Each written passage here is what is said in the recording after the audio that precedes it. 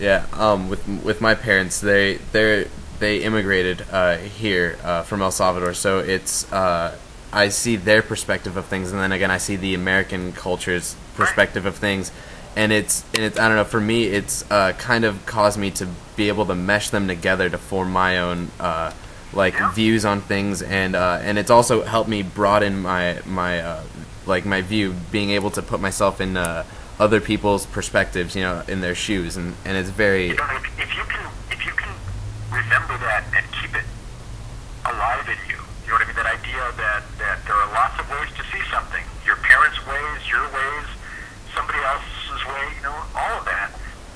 You're gonna always be glad. So many people are looking for one way, you know what I mean? One answer. This is the way to do it, or this is the law. Well, laws get changed. You know what True. I mean? Everything changes. That's The very. key is understanding and then acting on that understanding. And I think one way to do that is to, there are different ways to approach something. That's very true. You are wise to think that way. Thank you very much. Out of all the poetry that you've written so far, is there any particular poem or book of poems that you consider to be your favorite? That's like asking which of your children is your favorite. They all do different things from different times in my life. And so I think the answer is always the last thing I wrote is my favorite. The last Because one. it's the last thing I wrote. I'm closest to it, most excited about it. But it doesn't diminish the other things, you know what I mean? So, Right. so I think I don't dwell a lot on what I've written. I'm always working on something next. And so my favorite book is the book I'm going to write. And I don't know what that is.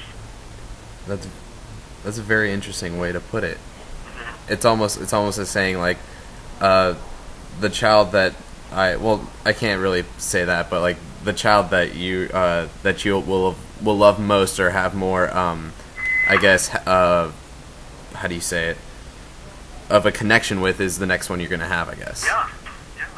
It's a little odd, but it helps me not to just rest on the things I've already done. Yes. And instead it keeps me restless, moving onward Right. and knowing there's more. There's more. And I'm always being unhappy with, you're always, as an artist, this happens anyway, you're always unhappy with your work, which is a great gift to an artist. Because that means you've learned something from it and you're thinking, I could do it better. I could do it better. Yeah, I find that to be the same with the things the extracurricular things that I do as well. I always feel like there's always something that I could do that could improve what I'm doing. Mm-hmm. Yes. As a Latino, do you support the immigration and improving the immigrants' rights? I do. You do? I come from come from a home of immigrants. Parents were immigrants, and while I was born in the United States, the discourse of my household was an immigrant discourse. And also when I was growing up, people seemed to come from everywhere. I grew up in what's called a war-bride neighborhood. Right. Where our household was Mexican and British. People across the street were Mexican Japanese. The people next to them were Mexican Swedish. Some very different combinations. A lot of people who had been at war came back, with wives or with experiences that just talked of other places. They were about other places, and it was a rich time. And we're scared now. We're scared, and unfortunately, our fear is economic. It's economics. It's not. It's starting to feel like we're scared of ideas. Yes. It's starting to widen out, and we're forgetting that it's economics. We just want a better life. I get that. Everybody gets that. That's why everybody wants to come here. Yes. But what is it we're scared of? Why are we scared? And why are we trying to put up walls that's never worked anywhere? We were the first ones to want the Berlin Wall to come down. The Great Wall of China never worked. Yeah, and now we want our. All of them. They just abandoned Yeah. Big wall. So it has never been our strength to keep people out. You know, this country was based on letting people in. That's very and letting true. them do what they do best, which is be people. You know. That's true. And it's true, of course. There's crime and there's whatever. But you know, that's part of it. That's just part of the deal. It's always been, and it's part of the deal anyway. And so we should be looking to solutions, not problems. You know, that's one of the things, like we were talking early on about language. Languages, all of them, they're all solutions. They're not problems. Yes, that's very We're true. turning them into problems. Yes. Did you happen to go to the march against Joe Arpaio on around in February? I didn't happen to go to it. My son went to it, though. Oh, okay. But yeah, I mean, talk about a scary character. Yes. We couldn't write a character into a novel, you know. Yes, he definitely fits the bill for a very villainous person. Well, I agree. That's what I think. And it's hard to understand, except that, you know, every great novel has a wonderful villain. And so it gives us something that we coalesce around, and we know we've got to defeat this. And in a weird way, maybe he at least focuses us on what needs to be changed. And not change on his terms, do you know what I mean? Yes. Here's what needs to be changed. He becomes that fear object. Yes. Thing that we need to address and not ignore, you know.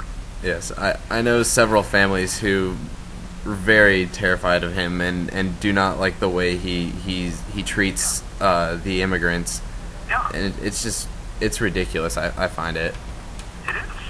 Yes. I can't believe he keeps getting voted into office. And so what that tells me is there's some work to do. Yes, and my older brother and I were discussing this, and we came to the conclusion that there aren't enough people willing to vote him out of office, and there are a small selective group of people who are willing to keep him in office, and that beats the difference of like who's voting him in or out. It's true. It is true. And the solution is right there in front of us, just in what you just said. More people need to vote. Yes. I think just numbers would vote him out. You know what I mean? Yes. I don't think people agree with him, but the rabid feeling of the people who do agree with him, man, they vote like crazy. Yes, they're willing to keep him in as long as he does what they want him to do. Yeah, exactly. So we've got to change that. We have to change it. Yes. I only have 3 more questions. They won't take that long. I remember specifically reading 3 of your poems, and they all had the same character. His name was Mr. Luna. Is he a non-fictional character? No, I think of the Lunas as that was a name I early on, before I was more comfortable writing about and referring to my own family. Right. That was the name I would use for my family. And I picked Moon, Luna, just as an elemental thing, just like my family's name was Rios, you know, just rivers, just something elemental. Right. So I think of him as larger than life, you know, and when I think of that, I think of my grandfather, and so that's who I'm writing about. So it's... So he's semi-fictional. I mean, obviously, all the things I would ascribe to that character can't be, but they can be in the imagination. Yeah. They can be associatively and metaphorically. So, you know, he's real to me in that sense. So he's part non-fictional and then fictional, but Yeah. to you he's as real as it can get. Absolutely. Absolutely. That's very interesting.